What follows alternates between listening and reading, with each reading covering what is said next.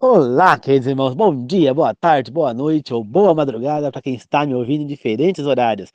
Que a graça do Senhor Jesus Cristo, o amor de Deus e a comunhão do Espírito Santo estejam com todos nós. Na meditação de hoje, falaremos sobre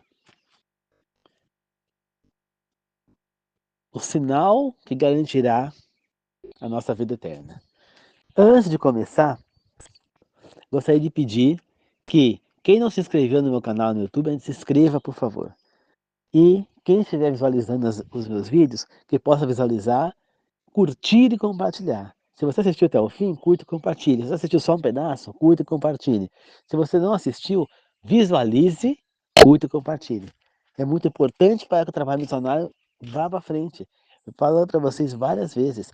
Tem vídeos do meu lá que eu tenho 30, 50 visualizações, só que eu não tenho 50 curtidas e muito menos 50 pessoas inscritas no canal. Então, por favor, eu estou pedindo para vocês sem parar isso.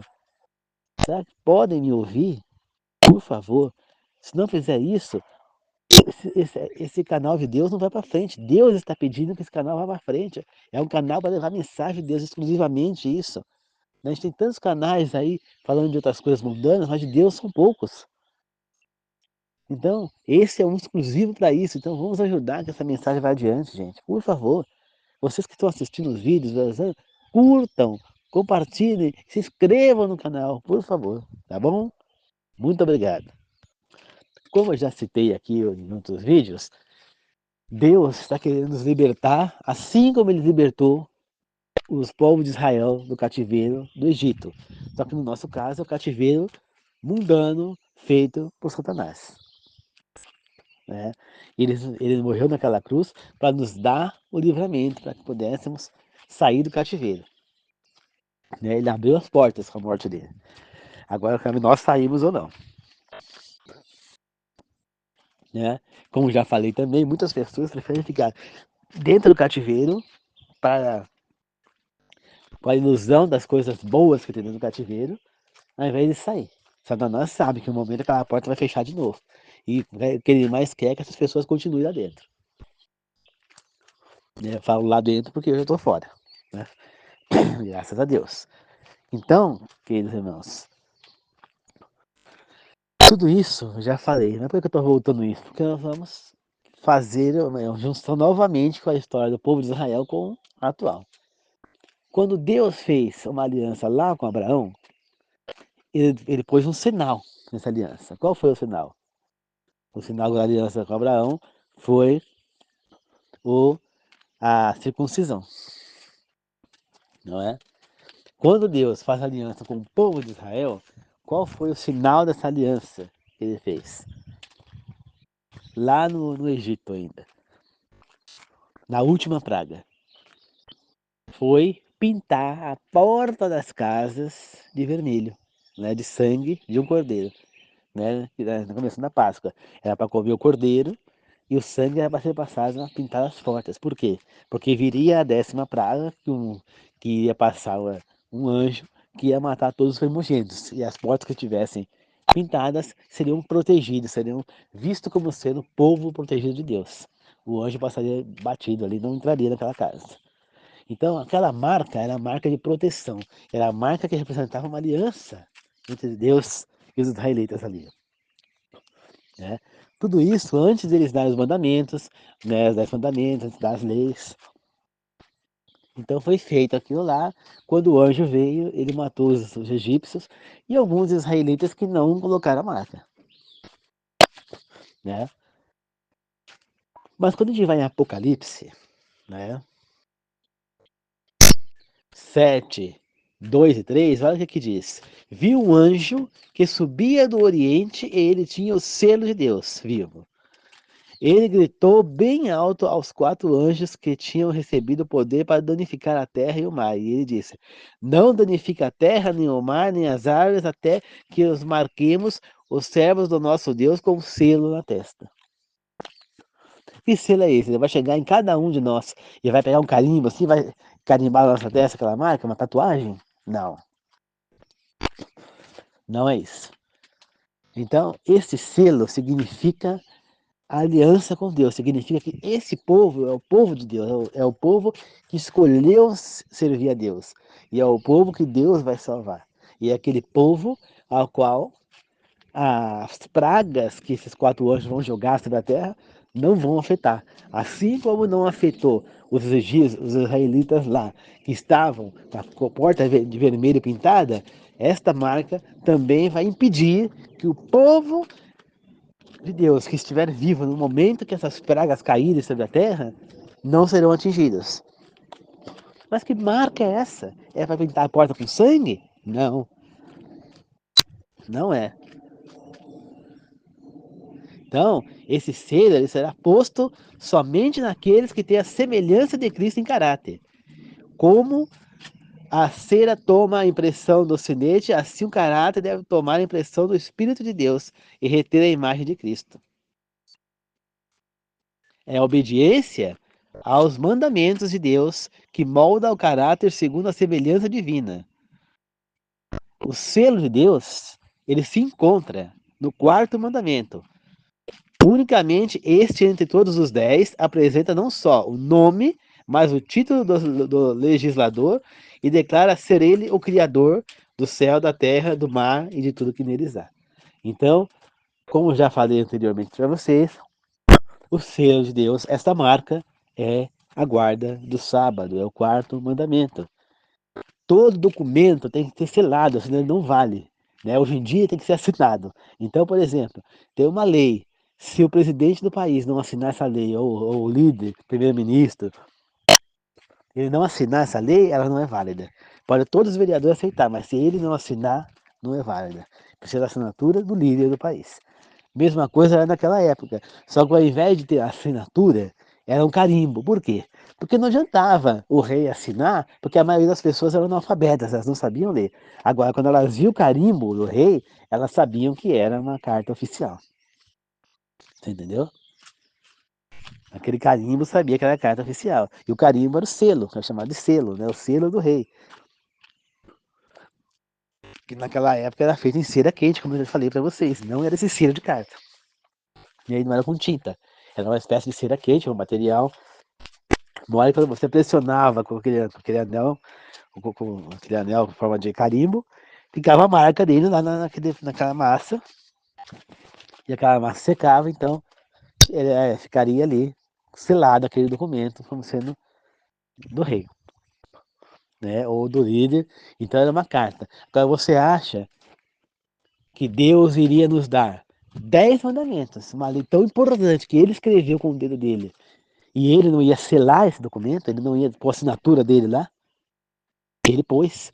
E a assinatura dele é os 10 mandamentos, é o quarto mandamento, é o sábado, que está escrito lá: 6 dias trabalharás, 7º dia do Senhor teu Deus, aquele que criou o céu, a terra, o mar e tudo que neles há. Então, Deus, criador do céu, da terra, do mar e tudo que neles há. Este é o selo de Deus, correto? Com este selo, ele mostra o seu direito de reverência e culto acima de todos. Foi deste mandamento nada há no decálogo que mostre por autoridade de quem foi dada a lei. Eu não sei nesse. Nenhum outro mandamento está escrito autoridade, mas nesse sim. Né? E a autoridade se dá pelo selo, e o selo está ali, que ele é o Criador. Nenhum outro mandamento ele fala que ele é o Criador, ele só fala ali. Né? Aparece Deus em outros mandamentos, mas não Criador, não quem ele é. Né? Então, nós precisamos levar o sinal para que no fim dos séculos nós poderemos estar selados como sendo povo de Deus, como tendo a marca dele. Né? E naquele momento, quando a segunda besta surgir, existirá também a marca da besta. E aí sim, todos nós temos que tomar a nossa decisão de usar a marca da besta e guardar o domingo, ou usar a marca de Deus e guardar o sábado. Vocês não acham estranho? Pensa um pouquinho, vamos refletir. Que justamente esse mandamento, o sábado, a guarda do sábado, foi alterada. Hã? Esse e o sumir do segundo mandamento, não tem mais para adorar. Mas esse mandamento do sábado, Se ele é tão besta como muita gente acha, que não vale nada, não dá um valor, por que que o inimigo foi alterar justamente esse mandamento? Você já parou para pensar? Por que que não tirou não matarás? Por que que não tirou não roubarás? Por que que não tirou não usar o nome de Deus em vão? Por que que não tirou não adulterarás? Não honrar pai e mãe? Por que que foi justamente nesse sábado? Nesse aí o sábado. Tem um motivo, gente. Tem um motivo. Primeiro, se ele tirasse os outros mandamentos, não matar, você acha que Deus iria aprovar que alguém matasse outro? Então ia ficar muito suspeito, não roubar a mesma coisa. Agora, esse mandamento, por mais que ele pareça muito simples, Satanás percebeu que era fácil enganar as pessoas com isso, tirando esse mandamento, alterando esse mandamento. E mais, Satanás sabe de toda a verdade. E ele sabe que ao tirar o quarto mandamento, ele está invalidando toda a lei. Entendeu? É que nem se eu pegar, por exemplo, fazer uma cópia, pegar um documento, uma lei brasileira. Aí essa lei vai ser levada lá para o presidente atual assinar, certo? Os deputados, deputados, senadores já aceitaram a lei, já deram positivo. Então esse documento está indo para lá. Só que antes de chegar no presidente para ele assinar, eu pego e tiro uma cópia dessa lei. Aí o que eu faço? O presidente assinou, só que eu pego essa lei, eu sou contra ela. Eu vou lá, pego essa lei, eu tenho acesso, queimo, né? Aí vamos lá, supor, o presidente morreu. Vamos supor. Ele tinha lei, mas o presidente morreu. Essa lei vai continuar valendo?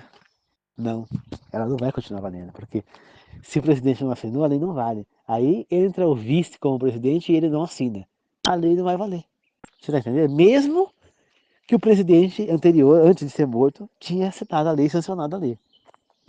Ele assinou. Porém, o documento a qual ele assinou foi destruído, porque a assinatura dele foi retirada. Né? Só tem um documento sem assinatura, ou seja, aquela lei parou, deixou de valer. Entendeu? Mesma coisa acontece com os mandamentos de Deus. Se eu tiro o selo de Deus, aquelas leis se tornam sem valor. Por quê? Porque ali está o valor da lei, está ali. Ali está o valor, no selo.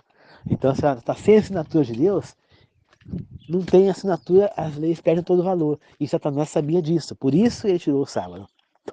Porque assim ele invalidou todos os mandamentos. Porque ele sabe que o poder do mandamento do sábado não é só o selo, não é só validar a lei. Mas o mandamento do sábado é para lembrar as pessoas da criação.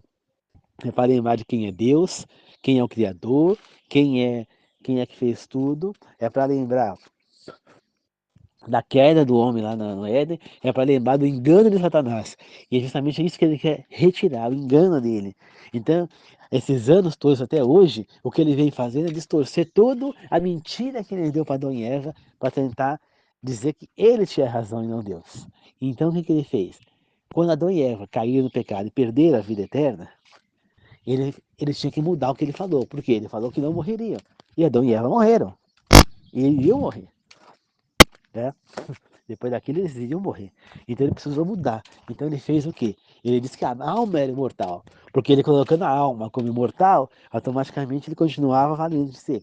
Eles não morreram, se tornaram. Eles só saíram desse mundo e estão vivendo em outro lugar imortal, no paraíso.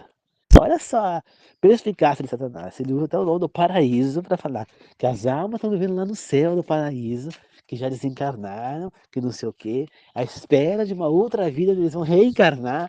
Olha só como Satanás é perspicaz. E assim ele continua validando que ele falou que a pessoa não morreria, que a Eva não morreria, que poderia comer da fruta do bem e do mal, que não morreria. Então, ele insiste que a vida continua, tentando alegar o que ele falou no Éden. E muita gente acredita nas mentiras de Satanás. Por isso, a importância da gente ter o selo de Deus. Né?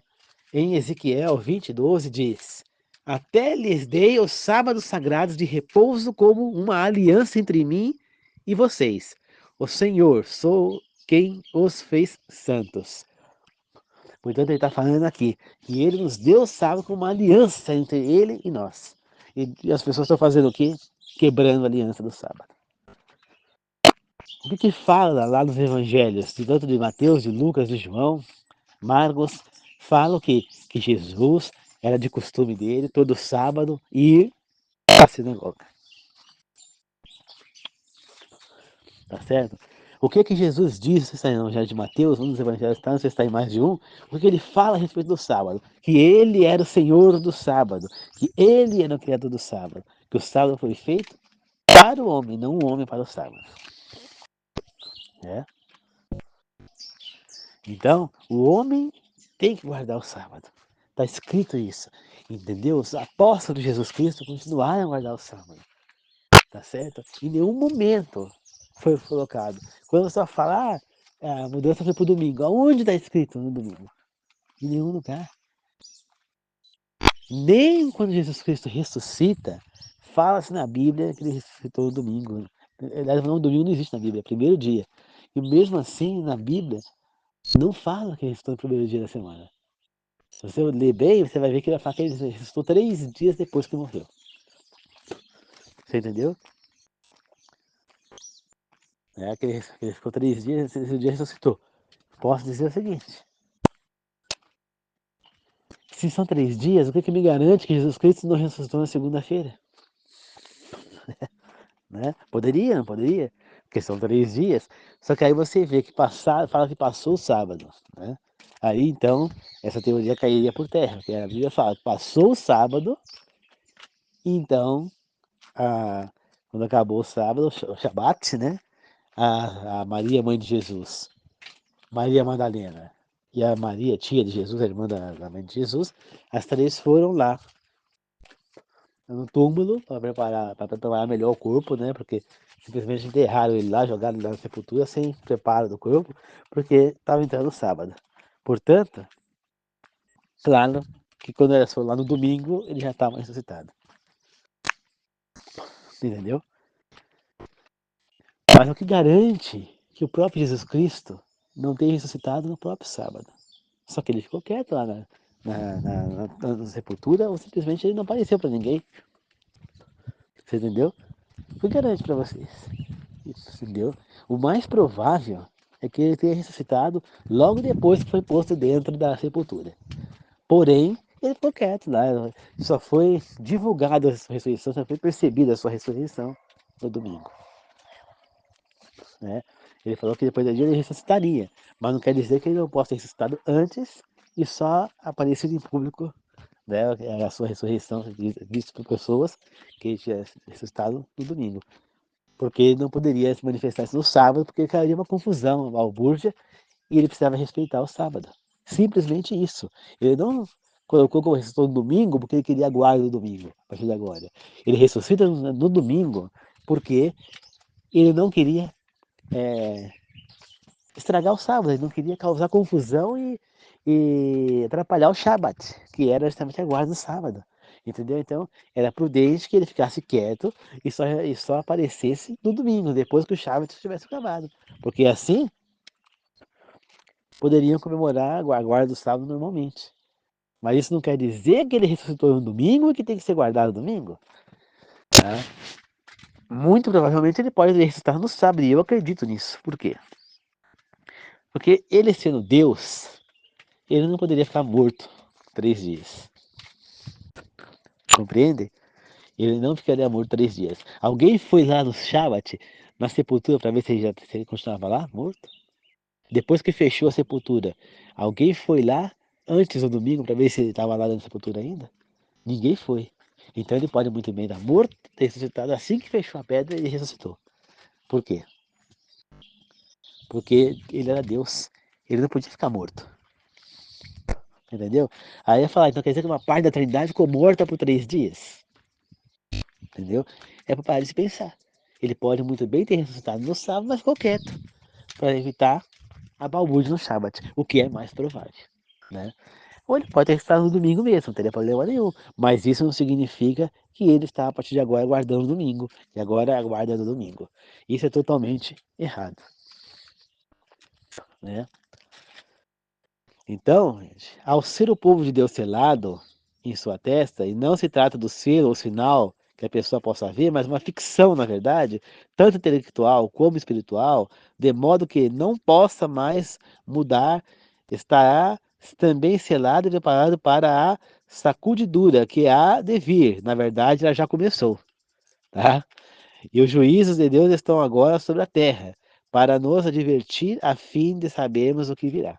Então, todos nós que estudamos a Bíblia, como eu falei na outra meditação, que conhecemos a verdade, sabemos que o fim se aproxima. Sabemos que Jesus Cristo vai voltar em breve. E que antes dele voltar, 7 pragas cairão sobre a terra. E 4 anjos derramarão as suas taças de cólera, né, sobre a terra. Nós saberemos que muita coisa ruim irá acontecer. Que nós, cristãos verdadeiros, que tivermos essa marca de Deus, seremos perseguidos e muitos até mortos. E que nós não poderemos nada comprar. Podemos ter R$ 1 bilhão na conta. 1 bilhão. Nós não poderemos comprar nada se nós não adquirirmos a marca da besta.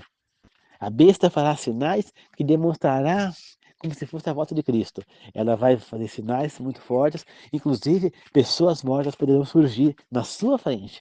E você vai pensar que se trata daquele ente querido. Você que perdeu já a sua mãe, você vai olhar para ela e falar, minha mãe ali viva? Como? Ela morreu já há anos. Você vai pensar que é a sua mãe, mas é um demônio transfigurado na sua mãe. Lembre-se que na terra caíram milhões e milhões de demônios. Foi 1/3 dos anjos do céu. Nós não sabemos quantos anjos tinha no céu, mas sabemos que eram milhões e milhões e milhões.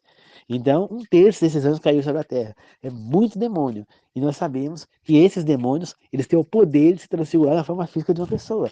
Tanto que os anjos que apareceram para Abraão, que apareceram para Jacó, e toda vez que é citado anjos, para Ló, é citado pessoas, vamos formar de pessoas, né? Quando você, como você sabe disso? Quando o pessoal de Sodoma fala lá com Ló, tragam esses homens para nós temos dado boas-vindas para eles. Tragam esses homens, eles queriam abusar desses homens, né? Pensando que eram homens comuns, eles queriam abusar sexualmente deles, porque eles tinham lá uma grande quantidade de homossexualismo naquela cidade, né? Eles praticavam muito essa coisa aí. Eles rejeitavam mulheres para sair com homens, essa que é a verdade. Tanto que Ló tentou oferecer as 2 filhas virgens para evitar que eles atacassem os anjos, mas eles rejeitaram, eles queriam os anjos. Então que eles estavam em forma de homens, entendeu? Entende? Então, nenhuma vez, quando o anjo aparece a Maria, ele não aparece com asas, com coisa, ele aparece em forma humana. Os anjos que estavam lá quando Jesus ressuscita, falaram, tinha alguns homens dentro da tumba. Então eles estavam em forma de homens. Ou seja, os anjos podem se transfigurar na forma física de homens. Portanto, o Satanás e seus demônios também podem, porque eles são anjos caídos. Entendeu? Satanás é um arcanjo ainda por cima. Então eles podem se transfigurar na forma física de pessoa. Então, ao você ver uma pessoa que ressuscitou, você vai perceber que aquela pessoa não é seu ente querido, é um demônio transfigurado. Mas como é que eu vou saber se é meu ente querido ou não? Porque a Bíblia também fala que os mortos ressuscitarão na volta de Cristo. Sim. Mas quais são os sinais da volta de Cristo? O Espírito Santo primeiro vai acontecer tudo isso que eu falei para vocês, para depois Cristo retornar. Aí tocaram as trombetas, entendeu? E aí então, o Filho do Homem vai ser visto a olho nu descendo do céu. Ele vai ser visto por todo mundo, por todo o planeta, por todo o universo, vai ver Jesus Cristo descendo do céu. Tá certo? Então, se você não viu Jesus Cristo descendo do céu, significa que aquelas pessoas que estão te aparecendo não são de Deus. Não são seus seres queridos, esses demônios. Basicamente é isso. Você vai ter que ver Jesus Cristo descendo do céu. Cadê ele descendo? Entendeu? Os mortos, ele só vai ressuscitar depois que ele chegar. Ele não vai descer depois que ele ressuscitar. Não, primeiro ele vai aparecer. E aí depois que ele chegar próximo aqui numa nuvem, próximo à terra, ele não vai pisar na terra, ele vai ressuscitar os mortos. Então, antes dele aparecer, os mortos não podem ressuscitar. Se eles ressuscitarem antes, não é de Deus. A Bíblia não ensina isso. Compreendem, queridos irmãos? Portanto, essa é a importância de nós termos a marca de Deus. Se nós, a partir de hoje, assumimos essa responsabilidade de termos a marca de Deus, eu vejo pessoas, por exemplo, que são católicas e que guardam o sábado. Católicas. A moça da igreja lá, uma senhora, né, que é uma senhora de idade, ela falou que a avó dela, avó, isso aí é quantos anos atrás? Uns 60 anos atrás, a avó dela já guardava o sábado sendo da igreja católica. O que ela fazia? Ela pegava, quando chegava no sábado, ela e as filhas pegavam a vassoura para cá e falavam, não, imagina, já limpar essa casa a semana inteira, hoje não precisa, pode guardar essa vassoura. Hoje é o dia de Deus, nós não podemos fazer nada. Então, a avó dela já guardava o sábado, e nem conhecia a igreja adventista, e tampouco outras doutrinas que guardavam o sábado. Mas a avó dela entendia que a guarda era do sábado. Eu já vi gente perguntando coisas no Novo Tempo, pessoas, um homem que era católico, ele falou, eu sou católico, mas eu guardo o sábado, porque ele entende que é o dia do Senhor. Então, não é porque você frequenta igrejas que guardam o domingo, que você tem que guardar o domingo. Você sabe, você está ouvindo essas mensagens, você está ouvindo ensinamentos de que a guarda, com provas, que a guarda verdadeira é a do sábado. Que os mandamentos não podem ser alterados, nem um ponto, nem uma vírgula, nem um acento. E que Jesus Cristo não veio alterar os mandamentos, ele veio cumprir. Então, o que significa? Que se ele não veio alterar, não pode ter havido alteração sobre o sábado. E quem que tem o poder de alterar uma lei que não seja de Deus? Da onde veio essa alteração? Existe alguma comprovação, algum profeta de Deus que disse que agora a guarda era do domingo? Algum anjo que apareceu para alguém e disse que a guarda agora era do domingo? Hã? Aonde está? Qual foi? Aonde veio? Está na Bíblia, algum canto escrito que a guarda é do domingo? Não, não está. Portanto, não existe nenhum momento dito e não é verídico, não é bíblico, não é de Deus a guarda do domingo. Eu estou abrindo os olhos de vocês, porque o fim se aproxima. E depois que você morrer, é tarde demais. Enquanto está vivo, você ainda tem chance de se transformar. E lembre-se, da sua decisão pode mudar a vida de descendentes seus. Porque filhos, netos, que podem estar vivos no momento em que a segunda besta surgir, poderão tomar a decisão de guardar o sábado e estar com você na vida eterna. Se você já guardou o sábado desde agora. Agora, se você renegar o sábado agora, possivelmente, pode ser que os teus filhos vão renegar depois. É por isso que eu prego para vocês aqui o tempo inteiro. Estudem a Bíblia, estudem a Bíblia, estudem a Bíblia, estudem a verdade divina liberta, a verdade divina. Estudem, porque a hora que chegar o momento, vocês saberão que estão sendo enganados. E vocês estando preparados para isso, conhecendo essas verdades que estão apresentadas muitos nos livros de Daniel e Apocalipse, vocês estarão preparados para passar aos seus filhos, que passarão aos seus netos, e vocês estarão preparados para o momento do engano. Tá certo? Então nós sabemos que o selo de Deus é o sábado, que a marca de Deus, o selo de Deus que será colocado na nossa testa quando chegar o momento do aparecimento da segunda besta, é o selo, é a guarda do sábado. É a guarda do sábado que vai diferenciar quem é povo de Deus e quem não é. Assim como foi usada a mesma marca do sábado para o mal, né? Pois Adolf Hitler usava essa marca que o povo de Israel usava, que era guardar o sábado, para distinguir quem era israelita e quem não era. Pois nessa altura do campeonato, os cristãos já adoravam o domingo. Então, quem adorava o domingo, Hitler não atacava. Agora, quando chegava uma pessoa que adorava o sábado, ele sabia que era judeu. Então, eles os matavam. Eles os prendiam, eles torturavam, eles matavam na câmara de gás. Entendeu, queridos irmãos? Portanto, a marca, uma coisa, a guarda do sábado vai ser uma coisa que vai mostrar quem é de Deus e quem não é. Mesma coisa, a marca da besta não é o chip embaixo da pele, não é uma tatuagem, não é nada que vai controlar a nossa mente. Não. A marca da besta significa que é a guarda do domingo. E essa marca, ela vai fazer com que essas pessoas simplesmente sigam a besta. Por quê? Porque é uma marca que quando a pessoa receber essa marca, tomar a decisão naquele momento de seguir a isso, então quando tiver o decreto, a pessoa decidir seguir o decreto, o que vai acontecer? Espírito Santo, Deus vai se retirar de uma vida daquela pessoa. E aquela pessoa não terá mais volta. Hoje ainda é possível que a pessoa que guarda o domingo volte atrás. Mas no momento em que o decreto for lançado, o decreto dominical, que vai proibir qualquer pessoa de comprar qualquer coisa em outro dia da semana, só vai poder comprar no sábado, né, possivelmente. Só vamos dizer que guardar o domingo.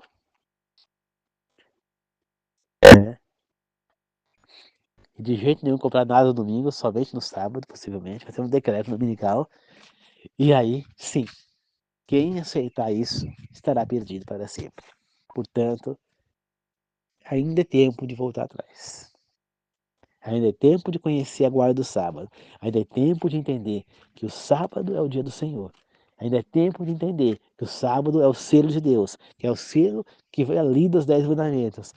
Ainda é tempo de entender que o próprio Deus escreveu com o seu dedo os 10 mandamentos e dentro deles está o sábado que é como selo. E você tem que entender, é tempo de entender que o sábado foi dado desde a criação do mundo e não para os israelitas. Então tudo isso joga por terra qualquer teoria que o sábado foi abolido. E quando alguém usar para você as críticas de Jesus Cristo aos sábados, para falar que Jesus Cristo estava contra o sábado, vocês vão dizer o seguinte: Jesus Cristo não estava contra o sábado, ele estava contra a maneira como os israelitas estavam enxergando e levando o sábado. Eles não trabalhavam no sábado, como até hoje Israel para no sábado? Sim, até hoje. Mas eles fizeram o quê? Um monte de leis, um monte, a respeito do sábado. Então, por exemplo, olha o absurdo. Uma pessoa poderia ter uma vaca, um cabrito, um carneiro, um animal atolado na lama, você poderia ir lá e salvar esse carneiro da morte. Agora, um ser humano doente, que estava precisando de socorro urgente para não morrer, no sábado você tinha que deixar morrer. Como aconteceu na novela Jesus, o homem foi tirar satisfação com Nicodemos e com o irmão de Jesus na sinagoga, lá no templo, porque o médico se recusou a atender o irmão dele que se acidentou no sábado e o irmão dele morreu. Aí Nicodemos ia falar alguma coisa, né? Possivelmente a pessoa 100% centrada, ele ia falar alguma coisa que ele não concordava com isso, era errado talvez, mas o irmão de Jesus falou na frente que era certo sim, porque era assim que dizia a lei. Só que não é assim que diz a lei de Deus, tá certo? A lei de Deus diz que nós devemos cessar os trabalhos aos sábados, mas coisas urgentes devem ser feitas no sábado. Como, por exemplo, o médico, o hospital. A minha igreja adventista do sétimo dia, nós guardamos o sábado, mas nós temos hospitais, e os nossos hospitais funcionam no sábado. Tá certo? Só que os médicos que trabalham lá no sábado, eles trabalham como voluntários, eles não ganham salário por esse dia. E outra, só é atendido no sábado, pronto-socorro e urgências. Então, chegou a pessoa lá fazendo uma cirurgia com urgência, eles vão fazer. Agora, não vão marcar cirurgias para o sábado, não vão marcar consultas, exames para o sábado. Somente pronto-socorro, urgências e pronto-socorro que serão atendidas. Tá certo? E esses médicos trabalham um sábado por mês e 3 não. Então, o que acontece? Num sábado vai trabalhar uma equipe médica, no outro sábado outra equipe, no outro sábado outra equipe, no outro sábado outra equipe. É um sábado por mês cada equipe. Por quê? Os outros 3 sábados eles vão guardar para Deus. E aqueles sábados que eles trabalharam, eles vão pegar esse dinheiro e eles iriam receber e vão doar para alguma coisa de caridade. Eles não recebem dinheiro por isso. Tá certo? Outro estabelecimento que deve funcionar no sábado é a farmácia. Farmácia é uma coisa que também não pode parar. Se você precisa de um remédio urgente, tem que estar aberta. Agora, os demais estabelecimentos eles devem estar fechados aos sábados. Mercados, açougue, padaria, tudo. Perfumaria, loja de roupa, shopping, tudo tem que estar fechado no sábado. E assim é em Israel. Tudo é fechado. Somente fica aberto farmácias e hospitais. O resto tudo tem que ser fechado. Entendeu? E assim deve ser. E isso ainda tem a rodízio, uma farmácia por semana também. Então, a minha farmácia abriu nesse sábado, o sábado ela não abre. Vai abrir a outra farmácia. Aí a outra farmácia abre no sábado, entendeu? Abre no sábado. Aquele sábado. Esse sábado que ela não abriu, aquela ela vai abrir. Aí depois no outro sábado ela não vai abrir. No outro sábado ela não vai abrir. Pois são 3 sábados seguidos que ela vai ficar sem abrir. Então eu abri hoje, depois 3 sábados eu não abro. O outro vai abrir amanhã, 3 sábados ele não abre. O outro vai abrir depois de amanhã, 3 sábados ele não abre. E por fim, o último vai abrir mais 3 sábados ele não abre. E assim nós podemos todos adorar a Deus e estar aberto para emergências. E assim deve ser. É uma organização lá em Israel dessa maneira. Fábricas, tudo tem que cessar. Empresas de ônibus, metrô, tudo teria que cessar. Porque nada disso deve ser usado, deve ser funcionar no sábado. Nada. Tá certo? Então, é isso que Deus fala. Agora, não quer dizer que eu não posso atender uma pessoa que está doente porque é sábado. Não quer dizer, ah, não, a minha mangueira estourou lá embaixo aqui e assim a mangueira não tem água na caixa. Eu preciso ligar a bomba para encher a caixa. Então, o que eu vou fazer? Então, eu vou deixar lá, só no domingo eu vou arrumar porque eu não posso arrumar no sábado? Não. Isso é uma urgência. Eu vou lá e vou remendar a mangueira. Agora, você fala, vamos varrer o bosque aqui no sábado? Não, eu não vou varrer porque é sábado. Isso aí pode esperar. Entendeu? Vamos plantar milho? Não, milho a gente pode plantar na semana. Ah, vai chover amanhã e depois. Então vamos plantar o milho. Pode ser. Vai ver se é totalmente essencial. A gente vai chover mesmo, a gente vai. É interessante plantar agora, a gente pode tentar de uma exceção. Mas do contrário, tem que esperar. O que eu não posso fazer é trabalhar remunerado. Então, eu tenho que aprender que o sábado é um dia para mim estar com a minha família, é um dia para mim sentar junto, assistir um programa de televisão, assistir um filme, brincar em família, se divertir. Entendeu? Estar junto com a família, é um dia para você ir na igreja, é um dia para você visitar hospitais, é um dia para você visitar orfanatos, é um dia para você visitar asilos, pessoas que precisam da palavra de Deus, cadeia, entendeu? O sábado é um dia para você tomar para Deus, fazer um movimento beneficente, por exemplo, dar comida a pessoas que precisam, compreende? Às vezes morador de rua, vocês pegam, fazem um mutirão, fazem sopa, comida e levam para morador de rua, né? Arrecadam roupas velhas, coisas que as pessoas não usam mais, e entregam para moradores de rua. Para isso é o sábado. É para isso que serve o dia do sábado. Então, é isso que eu tenho que indicar. A Deus, para nós lembrarmos de quem é o Criador, para nós lembrarmos de quem foi que criou tudo, tá? E do pecado que foi tomado, que foi feito ao nós, toda a humanidade, não só Adão e Eva, mas toda a humanidade, de trair a Deus. Então nós temos que lembrar no sábado que nós somos traidores de Deus, que nós pecamos em alguma vez, se nós pecamos, nós traímos a Deus, tá certo? Nós erramos com Deus, então o sábado é para nós lembrarmos que nós somos pecadores e quem é o Criador. E aí nós temos a Santa Ceia. É para lembrar que nós pecadores temos um Salvador, temos um Redentor, temos a vitória. Graças ao salvamento do Deus amoroso. É o sábado da criação e a Santa Ceia da salvação. Nós temos que lembrar disso para poder estar salvos. O batismo nada mais é que um símbolo. E ele não vai mudar ninguém se a pessoa não decidiu mudar antes. Então, se você é uma pessoa que se diz, ah, eu sou batizado, então eu sou filho de Deus. Não. Você segue as coisas, ah, não, não sigo, então você não é filho de Deus. Se você se nega a parar de comer carne imunda, se você se nega a guardar o sábado, se você se nega a seguir as leis de Deus, se no seu dia a dia você se veste como mundano, se você não mudou em nada na sua vida sendo batizando, você continua sendo uma criatura de Deus. Seu batismo nada valeu. O batismo nada mais é que a transformação da pessoa. A pessoa se transformou e está fazendo uma aliança com Deus no batismo. Então, perante todas as testemunhas, ela está se comprometendo a ter uma vida nova, a ter uma mudança, a fazer as coisas diferentes daí em diante. Isso é o batismo. Agora, se você não está querendo fazer essa diferença, se você não quer mudar, só se batizar não vai adiantar, porque aquela água que você está mergulhando é uma água comum. É uma coisa que você está mergulhando numa piscina, no rio, no lago, numa lagoa, no mar. É a mesma coisa. É uma arma comum. O que faz a diferença é a sua intenção, é a sua cabeça, é o que você está disposto a fazer. Então, nós precisamos entender isso. Quando Jesus Batista chama as pessoas para se batizarem, é para que eles se arrependam do seu pecado. Então, se você não está arrependido, não adianta você batizar, mas eu estou. Você está arrependido ou você está com remorso? Ou você está querendo se limpar do pecado por conveniência? Pensa bem se realmente é isso que você quer. Porque se você está arrependido, significa que você não quer voltar a pecar. E se você não quer voltar a pecar, você quer fazer as coisas certas. E se você quer fazer as coisas certas, significa que você tem que seguir o que Deus quer de você, seja o que for, seja as consequências que forem. Assim como os apóstolos, que foram até o fim, morreram por Deus. Tá certo? Deram a vida deles, deram tudo que tinha, inclusive a própria vida, para Deus. Tá certo?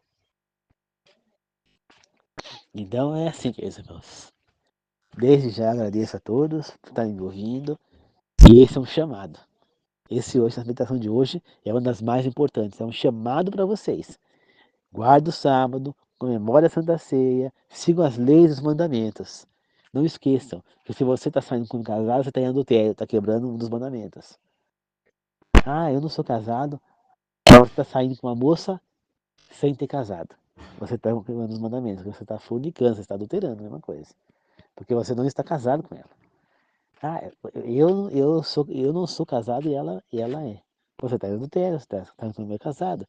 Ah, eu sou casado e estou saindo com outra mulher, está em adultério. Eu estou separado, estou saindo com outra mulher, você está em adultério, porque você se separou por quê? Ah, porque eu não estava me dando mais bem com a minha esposa. Deus não aprova isso. Ele só aprova uma separação em motivos de traição ou risco à vida. Entendeu? Entendeu? Então vocês têm que tomar cuidado. Se você escolheu casar com uma pessoa, é porque você quer ficar com ela para o resto da vida. É isso que é o casamento. Casados estão unidos. As duas pessoas estão se unidas numa só, para o resto da vida. Não tem como separar o que Deus uniu. Entendeu? Então pensa antes de casar. Se é realmente a pessoa que você quer. Conheça bem a pessoa, mas não se entregue. Entendeu? Para essa pessoa. Vocês que estiverem me ouvindo, que são adolescentes, ainda que não são virgens, ou já até moças com 18 anos, acredito eu que já exista alguma virgem, né? É muito difícil, mas não se entregue para ninguém. Se resguarde para o seu futuro esposo. Se dê valor, não por ele, não por ninguém, por você. Você tem que se dar o valor. Tem que voltar ao que era antigamente, o valor do casamento, o valor. A mulher não via a hora de se casar para estar em reunião com o marido. A mulher, ela ficava desesperada se ela perdesse a virgindade antes do casamento, entendeu? A mulher que se entregava para um homem e sem ser casada e esse homem não assumia ela, ela estava virando as traças, ela ia virar uma prostituta ou uma serva. E a serva também vai estar uma prostituta, porque o senhor pode querer abusar dela e ela não vai poder fazer nada. Você entendeu? Quantas servas aí que viraram concubinas, entendeu? Então você não pode se entregar para um homem, entendeu? Só para se integrar. Existe isso aí, é uma questão de respeito da mulher. É se dar respeito, é se dar o valor, é o valor da mulher. E o homem também. Você não deve sair com mulheres, com prostitutas ou com mulheres por aí fáceis. Não, você tem que dar o valor também. Tem que se dar o valor. Você entendeu? Nós não podemos fazer isso. Porque isso não é dar valor a si mesmo. Entendeu? Nós precisamos dar o valor, dar o respeito. Entendeu? Se dá o valor. Se você casar, vocês então vão fazer. Por quê? Porque é aí que tem que ser. Primeiro você tem que conhecer a pessoa que ela é por dentro, conhecer a índole, o caráter da pessoa, conhecer os defeitos da pessoa e as coisas boas que a pessoa tem. Depois de tudo, se você concordar que aquela pessoa é uma pessoa boa para você, aí então sim vocês vão casar e aí você vai conhecer a pessoa na vida amorosa. Antes disso, não. Tá certo? Até porque muita gente já começa a fazer as coisas antes do casamento e aí, quando casa, já esfriou aquela paixão, aquela, aquele fogo, já esfriou. A pessoa já casa já frio. E claro, o casamento não vai pra frente. Entendeu? Entendeu? Então, aquele fogo, aquela coisa, você tem que estar desde o início do casamento. Tá bom? Então, queridos irmãos, vamos seguir o que Deus nos orienta, vamos fazer o que é certo. Esse chamado é para fazer o que é certo, para seguir a verdade divina que eu falei no auto de ontem. Ouça o auto de ontem, sabe da verdade divina, voltam para esse. É tudo uma sequência, tá certo? É o que eu falei sobre o casamento, é o que eu falei sobre tá dos filhos, não provocar a ira dos filhos, escrito na Bíblia. Muito pai e muita mãe fala, como é que fala? Falam que o filho não pode, tem que respeitar o pai e mãe, não pode responder. Só que o pai e mãe também não pode responder. O pai e mãe também tem que respeitar o filho. Não podem provocar a ira do filho. Você entendeu? Também não podem provocar a ira do filho. Não é só, não é só a, não é só o filho que tem que respeitar o pai e mãe, não. Só que muitos pais esquecem disso. Acham que são melhores que o filho, humilham, espizinham os filhos. Aí acontece que dá na televisão aí, filho que matou o pai, aquele filho é um monstro que matou o pai. Mas será que esse pai não foi um monstro com ele também? A gente pensar. Muitas vezes a pessoa está tão humilhada, está tão pressionada naquela vida, está tão sufocada, está tão desespero que não sabe para onde correr, que acaba tomando uma atitude errada. Por quê? Porque tá no desespero, não sabe para onde ir. Tá certo, queridos irmãos? Então é isso. Muito obrigado a todos, que Deus abençoe a todos, tá bom? Que a graça de Jesus Cristo, o amor de Deus, como o Espírito Santo, esteja com todos nós. Se volte para Deus, guarde o sábado, pois o sábado é o selo, pois o sábado é a marca de Deus. E é Ele quem vai te mostrar fazer a diferença. É Ele quem vai te mostrar que faz parte do povo de Deus. E é o sábado a marca da pessoa que está na igreja espiritual de Deus, né? É ali que ela vai estar marcada como diferente, como diferencial. Guardem o sábado. Seja a igreja que vocês forem, guardem o sábado. Será que é pedir demais? Eu acho que não, gente. E como muita gente pensa, no meio das dúvidas, guarde. Se você tem alguma dúvida, guarde. É melhor você guardar e estar seguro do que você não guardar e estar perdido. Muito obrigado a todos. Que a graça de Jesus Cristo, o amor de Deus, com o Espírito Santo, seja com todos nós. Que assim foi. Um grande abraço a todos. Amém.